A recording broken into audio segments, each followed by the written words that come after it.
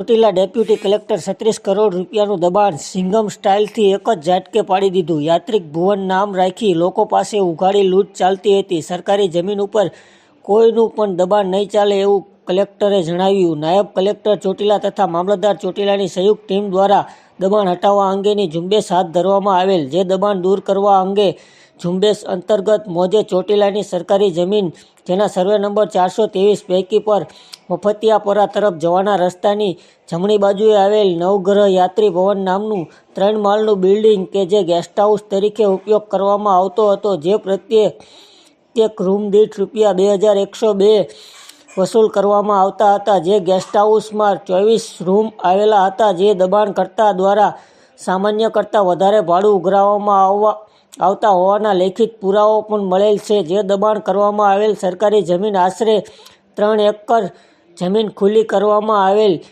જેમાં 1 એકરમાં પાકું બાંધકામ કરવામાં આવેલું હતું અને બાકીની જમીન પાર્કિંગ તથા અન્ય ઉપયોગ માટે કરવામાં આવતો હતો. જે જમીન તથા તેના પર કરવામાં આવેલ બાંધકામની હાલની બજાર કિંમત 36,42,30,00,000 જેટલી થાય છે. જે ખુલ્લી થયેલ જમીન પર ટૂંક સમયમાં તાર ફેન્સિંગ કરવા માટે કાર્યવાહી તેમજ સરકારી જમીનની જાળવણી કરવા અર્થે વિગતવાર કાર્યક્રમ જાહેર કરવામાં આવશે.